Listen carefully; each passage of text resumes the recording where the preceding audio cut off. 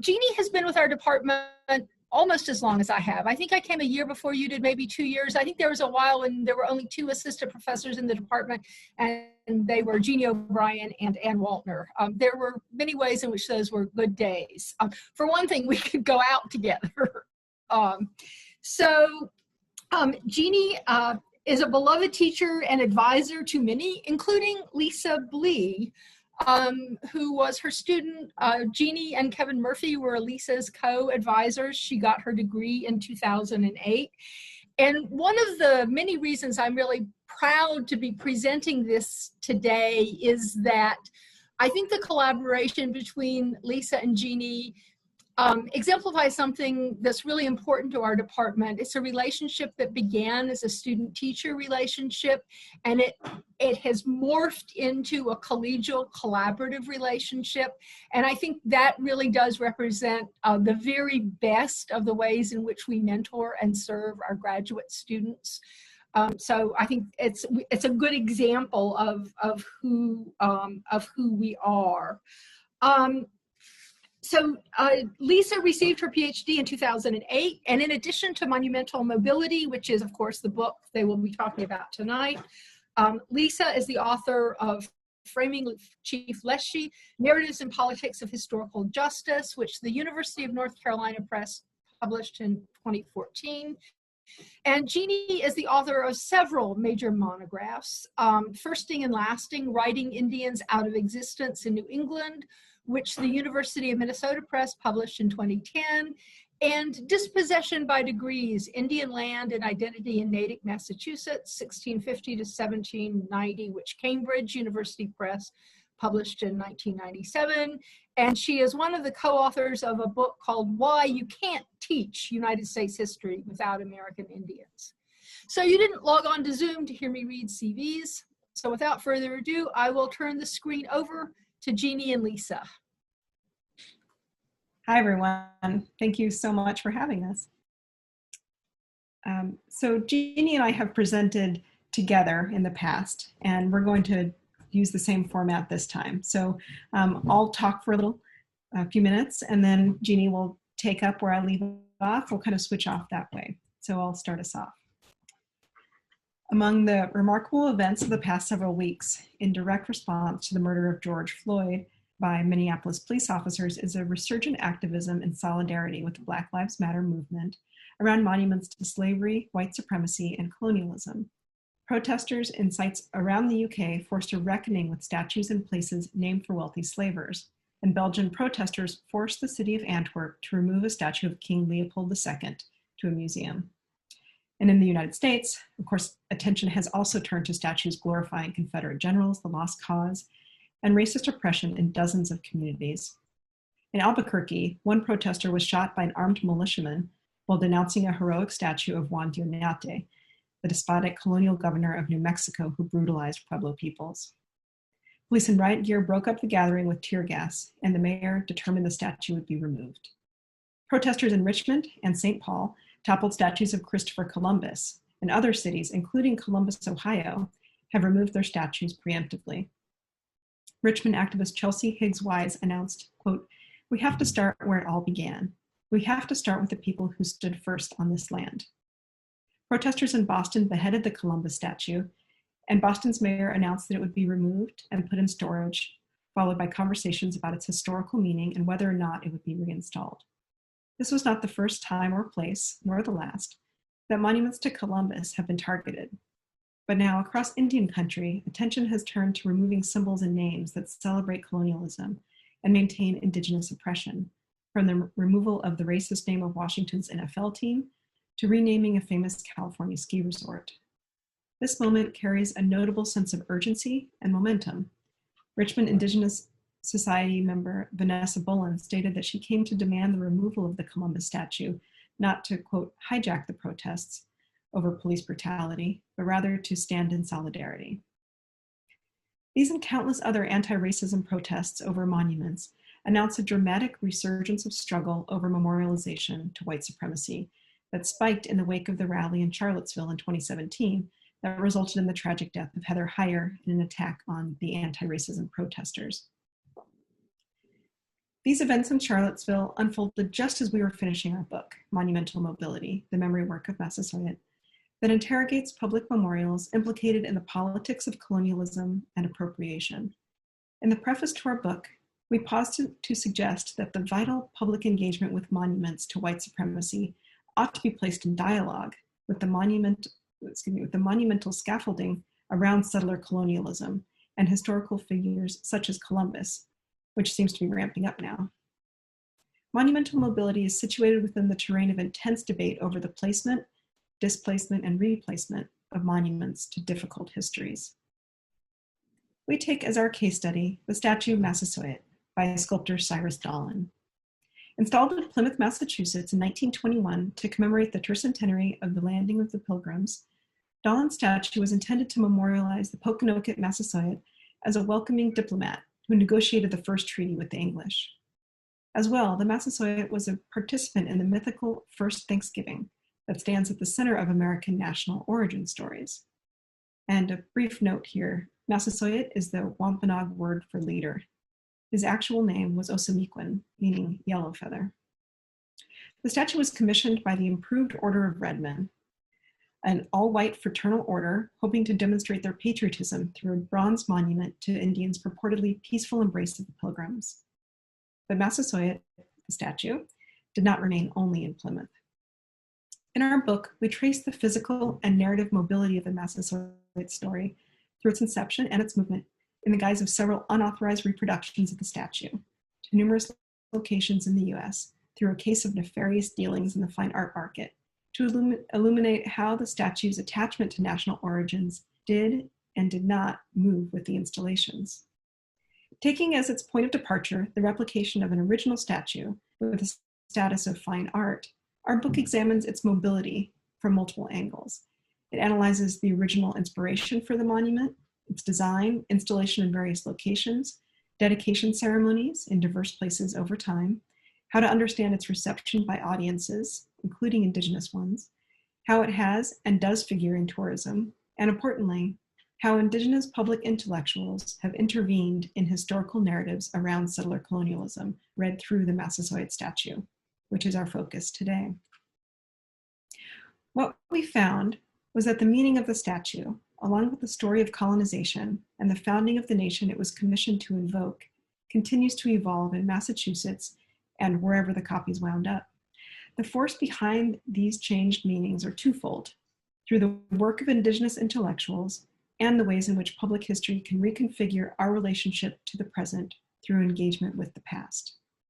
The historical memory surrounding the Massasoit suggests the rich potential of Indigenous public historians to intervene in sanitized national narratives of origins. Can the statue prompt viewers to reckon with the structural violence of settler colonialism in commemorative landscapes? Or does it further entrench celebratory narratives of national origins? Our book is connected to that volatile debate, suggesting that monuments to settler colonialism ought to be put part of the conversation about the place and meaning of historical monuments. Indigenous interventions in New England public history have made steady inroads since the historic Day of Mourning protests in 1970 that came to be an annual event. These upended Pilgrim-centered myths that have reverberated in the historic district of Plymouth and surrounding area, including in connection with one of the town's storied historical institutions, Plymouth Plantation, which has been quietly renamed Plymouth Pawtuxet very recently for a bigger public rollout later on. So I'm going to use Plymouth Plantation in this talk, but stay tuned. In our book, we turn to this living history venue in other New England public history sites and lots of other things to take up the work of Indigenous public intellectuals since the rupture of the inaugural Day of Mourning protest, including their connection to what was destined to become a fairly obscure 8-episode historical reality television series aired by PBS in 2004, Colonial House. These very different and yet intertwined instances of public history, in addition to the memorial landscape in Wampanoag homelands, are all a form of time freezing where guests and cast members and viewers, in the case of Colonial House, are prompted to strive to embody the past, a particular approach to closing historical distance and making visceral connections to the past. These sites also became places where Indigenous public intellectuals contested historical memory and forced direct engagement with the violence of settler colonialism in ongoing and dynamically reimagined ways. They also demonstrate the disjuncture between the impulse to freeze history, whether in 1621, the Massasoit Statute, 1627 or 1624, Living History at Plymouth Plantation, or 1628, reenacted in Colonial House, and the vital fact that Indigenous peoples are highly motivated to both embody this history and demonstrate in no uncertain terms that they are still here as modern peoples looking to the future. We now want to focus on a particular mode of embodying history to close the distance between the past and the present that came in the form of Colonial House. This series website declares, think colonial life was all about pious pilgrims, powdered wigs, and freedom for all? Think again. 24 modern day time travelers find out the hard way what early American colonial life was really like when they take up residence in Colonial House, unquote. The cast of men, women, and children from the US and England arrives shipboard to an imaginary new world, charged with building a profitable colony using only the technology of the time. Though set in 1628 coastal Maine on Passamaquoddy land, Colonial House is clearly about recreating the landing of the Pilgrims in Plymouth and their struggles to build a colony, complete with staged encounters with Native people. This is a year after the Plymouth Plantation's base year line of interpretation of 1627, although they recently moved 3 years earlier to 1624. The parallels intended by this historical reality show are unmistakable, and it is no surprise that Plymouth Plantation played a leading role in shaping the series. It drew upon expertise from its personnel in building the village where it was set, and they served as living history experts along with counterparts from England. Cast members spent 2 weeks at the plantation in intensive training in the technology, material culture, and attire of the time. Staff built the structures and furnished them on location, familiar tasks for them, but now imparted to people who would spend 4 months living the experience in a remote location for the cameras. Linda Coombs, Aquina Wampanoag, and Ramona Peters, Mashpee Wampanoag, joined John Bear Mitchell, Penobscot, and Donald Soktama, Passamaquoddy, as consultants for the series. Coombs and Peters are highly visible Native intellectuals, and they appeared in one of the most powerful episodes called The Reckoning, along with several Native people affiliated with Plymouth Plantation. It features a clan of Wampanoags traveling to visit relatives. In one of the most pointed exchanges inside the village, Wampanoag Nancy Eldridge chastises a fellow Native for accepting food from the colonists, which they had all agreed not to do. She sternly corrected him. We just don't want it to appear like, happy Indians with the first Thanksgiving, because it wasn't like that at all. And if we were being treated in a good way even today and our land wasn't still being taken and we weren't still being thought of as unintelligent savages, then, I would say fine, unquote. Following this tense exchange, the voiceover informs the viewer. Relations between the colonists and Native Americans are romanticized in the traditional Thanksgiving story. It's commonly thought that in 1621, the Wampanoag joined the colonists in a friendly 3-day feast, unquote. Ramona Peters points out, we know that wouldn't have been the case, unquote. The would-be colonists acknowledged that must be right. The voiceover adds details Peters herself has highlighted in her publications to underscore her point. The real story is that 90 Wampanoag men showed up after hearing gunfire. Instead of war, they found the Plymouth colonists preparing for a feast. In the interest of diplomacy, the Wampanoag joined in, but the event was never to be repeated, unquote, and subsequently informs the viewer about the day of mourning that has been held on Thanksgiving Day in Plymouth since 1970. This scene sets up one of the most soul-searching moments in the whole series. At a solemn meal in the evening, the colonists process their day. Paul Hunt, an Englishman who portrayed a servant in the series, laments. She kept on mentioning the English and looking at me in particular, and she said, you guys, the English, you came over here and you did this and you did that. If she had said your ancestors, it would be one scenario. I just found that quite offensive, unquote.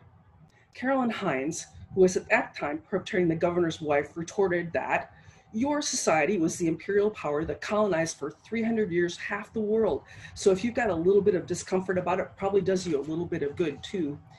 Nobody really likes to have it pointed out that your people and your culture have been responsible for their suffering. We need to have it pointed out though, unquote. Another participant assents. Caroline continues, it suddenly sunk in a way that it hadn't up until then. that I'm going along with being an imperialist, some murmur in assent. She adds, it didn't really sink in on me that I'm reenacting a whole system that I don't believe in and I disapprove of, and yet it's the root of our nations, it's who we are, unquote. The group continues to contemplate, and not for the first or the last time in the series, Caroline gets the final say. She reflects that being troubled over the US in the context of the world by calculation post 9/11 prompted her to participate in the project. Quote, I thought how good it might be to go back and to relive an earlier, simpler, purer point in our national history. So here I am, and of course, what I'm discovering is there were no purer moments in our national history. This is not a pure moment. We were already moving in. We were already driven by greed and ambition, and we were willing to shove away Native people. So what was better then than now? Sniffles are audible. I don't know, unquote. The episode closes with silent contemplation over a fire. From the first episode, the intent of Native consultants and participants to confront efforts to freeze them in a sanitized past were revealed when Mitchell announced to the cast members, we have been through the largest genocide, the largest Holocaust on the soil of the United States. We are the recipients of all that death, and the Holocaust that happened on this soil was one of embarrassment for this country, unquote. The reckoning brings this Indigenous perspective into bold relief with the build-up to the confrontation in the village. The narrator foreshadows action in the episode by announcing, quote, the natives are prepared to confront the settlers over the issue of colonization, unquote. Over the course of several scenes, the argument unfolds. At Quina Wampanoag, Jonathan Perry points out, being here is a chance to represent our people, to show that we are a continuing people and a continuing culture, a modern people, as well as having deep roots with our ancestors, and to have our story heard, unquote. In the same scene, Eldridge justifies Indigenous anger as legitimate, quote, especially when it seems like America in general doesn't like our history to be told, unquote. Mashpee Alice Lopez illustrates the ongoing impact of the structure of settler colonialism by insisting Indian land is still being taken all over the country, and as long as you don't acknowledge Native people, then you don't have to acknowledge that you're doing anything wrong to anyone, unquote. The reckoning represents a crescendo in the collision of historical narratives about origins and a powerful rejection of frozen narratives that refuse to explain the origins and still reverberating consequences of the United States as a settler colonial nation. While the quirky Colonial House project constituted a one-time media intervention that was largely ignored, Indigenous public intellectuals take up the work of overturning mythological ideas about history in the town of Plymouth on a daily basis. The memorial landscape in Plymouth, including the Massasoit statue, helps those who traverse it to make meaning of New England's and the nation's history. The town of Plymouth was built directly atop the 1,000-year-old Wampanoag village of Patuxet, a thriving community with an estimated population of about 2,000 in the first decades of the 1600s. Villagers were in occasional contact with Europeans set on trading, slaving, or plundering along the coast. But starting in 1616, Patuxet was hit hard by waves of epidemics. When the Mayflower dropped anchor in the bay in 1620, the English colonists would have seen a village only recently evacuated as the survivors sought refuge elsewhere. When English colonists erected shelters amidst the existing houses and grave sites, they claimed the renamed place in honor of the home they left behind. Nearly half of the Mayflower passengers died that first winter. They were buried in a mass grave near the waterfront, now called Coles Hill, upon which a commemorative statue of the Wampanoag leader was erected 300 years later. This is a story about a place undergoing terrible suffering and loss. Yet the Massasoit statue and the Thanksgiving myth that later attached to this place cast a positive glow. This was a place composed of welcoming Indians and well-meaning pilgrims, making Plymouth into the birthplace of the nation. It is the story of peaceful colonization that the improved order of red men hope to celebrate and cast in bronze. A tourist to Plymouth today can easily access this pilgrim-centered story as we did on our research trips, by gazing upon a diminutive rock we are instructed to venerate, taking a tour with a pilgrim-clad guide who insists the Patuxets gave away their land because they no longer wanted it, not true, by listening to a visitor center volunteer explain to us that all of the native residents had died off, and we actually heard them say this, and by perusing the town's gift shops stuffed with depictions of happy pilgrims and Indians sharing a feast. The memorial landscape and dominant narratives of its history insist on maintaining a cognitive distance from the past that insulates visitors from uncomfortable truths even as they purport to bring viewers closer to history by connecting them to hallowed ground. Yet, as we come upon the 400th anniversary of the Mayflower's arrival at Patuxet this year, Wampanoag and other Indigenous public intellectuals have brought new energy to their engagement with this landscape to craft a more complicated and coherent depiction of New England's past. Unlike most of the memorial landscape in Plymouth, which freezes the town as an English place, these educators create ways to introduce visitors to long excluded experiences and perspectives. Tourists can join Tim Turner on his native Plymouth tours, as we did, where Patuxet becomes visible and the crowded memorial landscape on the waterfront can be reevaluated from an Indigenous perspective. They can also visit museums, libraries, and Plymouth plantation programs that offer guidance and instruction in Wampanoag experiences in the 17th century and today. Visitors may feel discomfort that comes with new awareness of a more complex reality and history, but such an experience with historical memory does the work of closing the cognitive distance between the past and the present. How and why do Indigenous intellectuals engage in this difficult public-facing work? The Indigenous public intellectuals we engage with in Plymouth are part of a progressive movement that insists Native people must be heard and have a role in shaping public understanding of the region's history. They are building upon the foundation of the Day of Mourning gathering, which we see as vitally important. The gathering began in response to an attempt to censor and exclude Indigenous voices.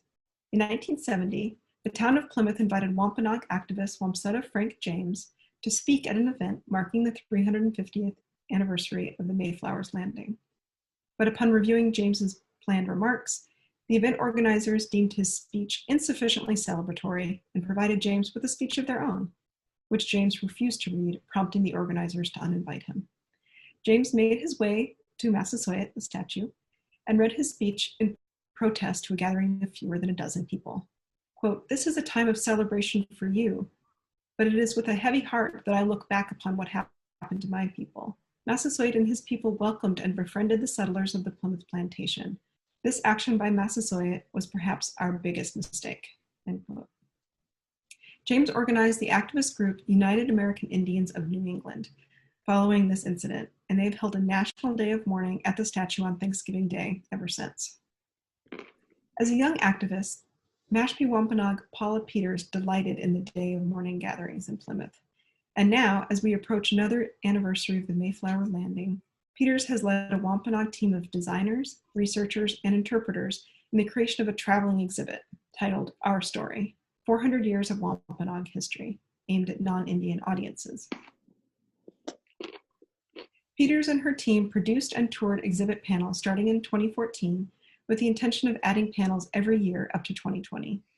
The first, titled Captured 1614, presents the Wampanoag perspective on the slaving expedition of Englishman Thomas Hunt, who seized 27 men and boys from Patuxet and nearby Nauset. Peters explained in a press release, quote, "This is a critical piece of the history of Plymouth that can't be told accurately without a Wampanoag voice." Indeed, how else to explain initial distrust of the Mayflower passengers and how Tisquantum, also known as Squanto, one of the men abducted in 1614 and returned home 5 years later, had learned enough English to greet the colonists. Another panel, titled The Great Dying, takes up the epidemic that reached such destruction starting in 1616. In addition to chronicling and contextualizing these historical events with straightforward text, the exhibit also includes a series of videos that pack a real emotional punch. In a reenactment of the 1614 abduction, young Wampanoag men struggle against English captors on the beach, then sit bound and terrified in the ship's hull. In several clips, Wampanoag people dressed in fur mantles and deerskin relate the experience of suddenly losing husbands, brothers, sons, fathers. In one clip, Natana Hicks Greendeer wonders about the savagery of people who would snatch men from their families and imagines how her children will suffer without their father. Viewers witness speakers dressed in period clothing expressing real emotions of grief. Peters told us that she did not direct the speakers to act in any prescribed fashion. She simply told them the facts and asked them to imagine themselves in such a situation. The Wampanoag interpreters modeled for viewers how to close the distance between the past and the present, to access both both the emotional impact of a disorienting loss and the experience of those who live with the knowledge of this history as part of their contemporary identities. We see these difficult histories, as presented in this and other Our Story panels, to be impactful for a number of reasons. First, the deeply researched exhibit engages viewers with themes of trauma and colonial violence in a deliberately non-confrontational manner. That is, the events are placed in their historical context, but the colonial legacies and evidence of Indigenous resilience are made accessible today as well. As Peters reflected on the positive public response to the exhibit and its intention to prompt viewers to question comforting narratives, she asserted the truth, quote, had to be told to them in a way that made them think. The second way in which this presentation is impactful is that the panels provide important context for understanding the place that the Mayflower passengers encountered in 1620 and the upheavals and crises that explain Osamequin's decision to forge an alliance with the colonists. The feel-good story of Indigenous acquiescence no longer makes sense when the story starts in 1614 and includes their perspectives. It is disrupting the teleological narrative upon which the quadricentennial is based. Which events matter to the identity of the nation, and who has the power to choose anniversaries worthy of commemoration? This is an ingenious way to contribute to the Plymouth 400-year anniversary programming, while also destabilizing its implied chronology and subverting its inherent narrative. The exhibit designers are both enlarging the historical consciousness of America's shared past and disrupting the assumption that history begins when the colonists set foot on the shore. Their interventions prompt visitors to wonder, what if we freeze a moment in 1614, 1619, or even 1970 and take a look around? What kind of world do we find? And what can such time travel teach us about contingency, resilience, and our capacity for change? We see Massasoit, the statue, as an important touchstone in public history that sets up a complex push and pull dynamic around the problem of historical memory. The improved Order of Red Men erected it as a manifestation of their own historical distancing from the violence of the colonial encounter. And yet, as with all monuments, meaning comes from engagement with the statue and the story it is intended to fix in bronze. Our book asks, how effective has the Red Men's project been in the long run? What is the place of the Massasoit in time, in space, and in narratives of the nation? Does the statue secure the distance intended by the Red Men in the historical memory of this imagined foundational moment? What meaning do people make of the history in those distant locations where casts of Massasoit came to be mounted? Salt Lake City, Provo, Kansas City, Chicago, Spokane, Dayton. To what extent do observers hold on to the historical distancing implicit in the narrative of the Massasoit that so profoundly elides the violence of settler colonialism? What we found illustrates how multivalent historical meaning-making can be in divergent places.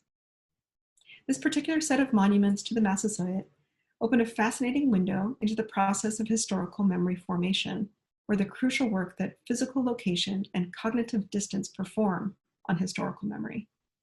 In these public history locations, Indigenous people insist on a reckoning with the past and the present that refuses narratives of frozen Indians in a place sanitized of the violence and trauma of settler colonialism. In all of these locations, historical memory is contested rather than resolved for once and for all.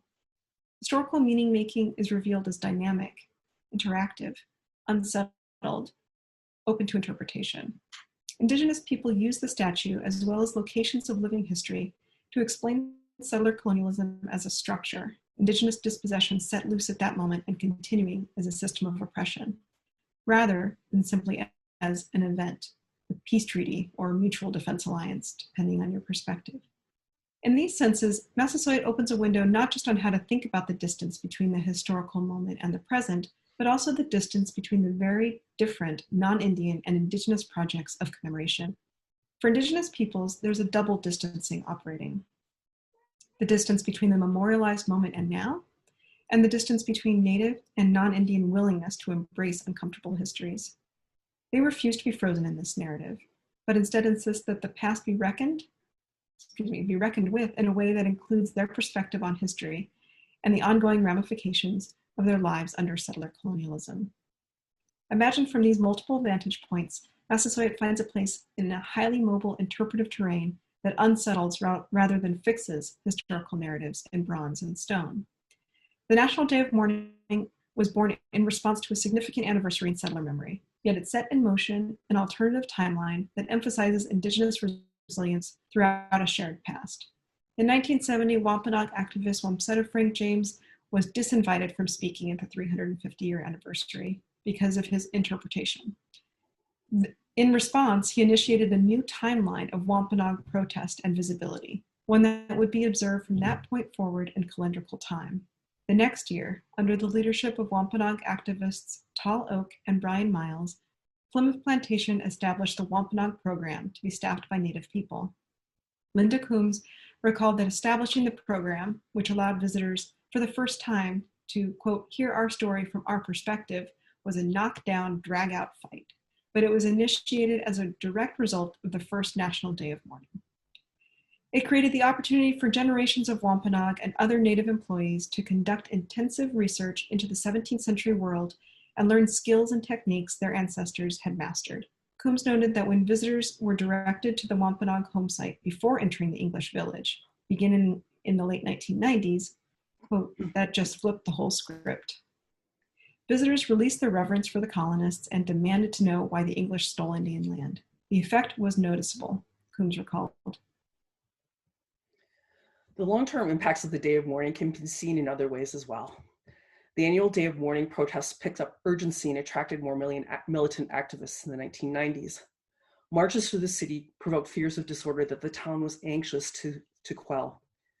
One significant result of negotiations between Plymouth and the United American Indians of New England was the installation of a plaque with an explanation of the Day of Mourning beside Massasoit.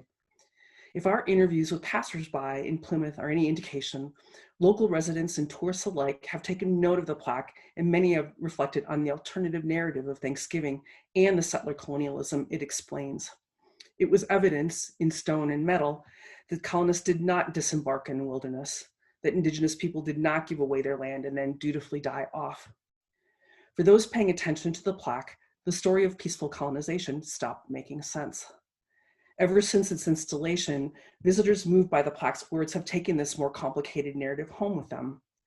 The annual Day of Mourning protests and the plaque beside the statue change interpretations of Massasoit and disrupt the ritualized Thanksgiving mythology in Plymouth, which is bountiful. And yet, as such episodes enter the larger stage of public debate, they suggest a reckoning with the violence and conflicted past still reverberating in the present is an ever larger element of public consciousness that we're seeing all around us right now. As the mythologized origin of the nation and English settler colonial memory, Plymouth is a crucial site for disrupting the dominant narrative of Indian acquiescence and disappearance at the root of so many other memorial controversies across the United States and elsewhere. On the occasion of the 400th anniversary of the Pilgrim's Landing, Wampanoag see an opportunity to teach people about the complexities of colonial history and foster alternative temporal consciousness. Similar to the creation of the Wampanoag program at Plymouth Plantation, the Plymouth 400 board tasked with planning commemorative events for the 2020 was formed in response to Indigenous protests. Linda Coombs recalled how the board invited Wampanoag perspectives, quote, because they really do not want to do what they did 100 years ago when residents performed as Wampanoags in pageant and Massasoit was installed on Coles Hill, or have whole nother Frank James thing like in 1970, unquote. Wampanoag involvement in Plymouth 400 has resulted in a temporal reconfiguration of settler memory in two really interesting ways, we think. The first is to insist on James's 1970 speech act as year zero of Wampanoag perspectives on the American origin story that will no longer be ignored or silenced in connection to settler colonialism. 2020, in this alternative timeline, represents the 50th anniversary of the creation of the Day of Mourning, rather than the 400th anniversary of a different event. The Our Story exhibit hits this point home with its final exhibit panel to be released this year, which focuses on the Day of Mourning gathering. If anniversaries help us to recall and ritualize memories in calendrical time, Wampanoags insist upon acknowledgement of additional events in a shared history between Indigenous peoples and non-Native peoples. We want to underscore how important this visibility is to New England Indians, who still struggle mightily to have the general public acknowledge their existence and ongoing sovereignty at all. The second way in which Wampanoag elders and teachers have crafted new historical consciousnesses around Plymouth 400th anniversary is by starting the Our Story exhibit in 1614 with a traumatic abduction. They insist upon moving the timeline back 6 years to more fully contextualize English-Wampanoag relations when the Mayflower Pilgrims founded their colony on the bay. This kidnapping and the epidemics that followed soon after form, quote, a critical backstory to colonization and the roots of the American holiday Thanksgiving, unquote. From the Wampanoag perspective, the agreement of mutual defense that Osamequan famously negotiated with the English can only make sense when taking into account the ways in which the slaving expedition and the epidemic devastated their ancestors, threatened their understanding of the entire cosmos, and weakened the Wampanoag nation politically and militarily in the years immediately prior to the Pilgrims' arrival.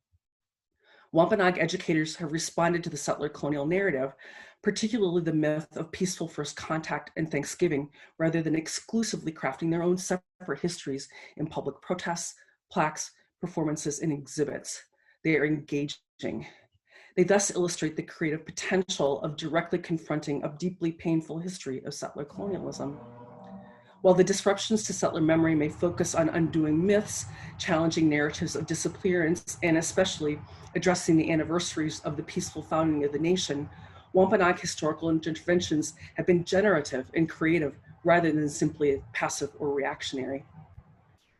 The decades of work of Indigenous people that has gone into flipping the script on this history in Plymouth reverberate out, illustrating how memorial interventions can foster dialogue about the legacies of settler colonialism far from the New England coast. In spring 2017, a protest erupted right here in Minneapolis over a controversial interactive sculpture called Scaffold, installed in the Walker Art Center's sculpture garden. The white multimedia artist of this piece, Sam Durant, who had grown up near Plymouth, intended his work to represent the gallows used in executions of political dissidents, freedom fighters, and Native Americans, specifically the 38 Dakota men hanged in Mankato, Minnesota after the devastating US-Dakota War of 1862 to explore issues of inequality, race, and state violence in US history. The design of the scaffold was based on the heinous device built specifically to hang all 38 Dakota warriors simultaneously. But Dakota protesters argued the artwork trivialized a traumatic event in their history. Viewers could walk on and off the scaffold without having to grapple with the deep pain the executions inflicted in the region. Quote, "This is a murder machine that killed our people because we were hungry," unquote, said Sam Wounded Knee, Crow Creek, Dakota. Durant listened to the Dakota elders and agreed to remove the piece and sign over the intellectual rights to the Dakota Nation. As he recalled from the conversation, the Dakota people basically saw something that looked to them like a monument to their massacre, unquote. Durant admitted that he had not understood the local context, which included the fact that state history textbooks had only acknowledged the forced removal of the Dakota people in 2015. The legislature had decided over the protests of Native citizens not to relocate most of the artwork in the state's capital Senate chambers, glorifying cultural and racial superiority over the Dakota Nation. And a controversy had arisen over how to commemorate the bicentennial of a military fort built on a site of Dakota spiritual significance that served as an internment camp for Dakota women, children, and elders after the Mankato execution. Although the details of local history are specific to the region and the Dakota Nation, such controversies over the persistence of settler memory in public spaces, halls of government, commemorations, and historical narratives can be found across the United States and elsewhere. As he reflected on his evolving awareness of the present of the colonial past, Durant recalled witnessing a protest at Plymouth Rock in the early 1970s when he was quite young.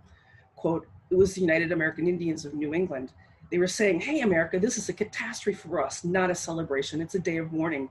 I remember thinking, oh, there's another side to this," unquote.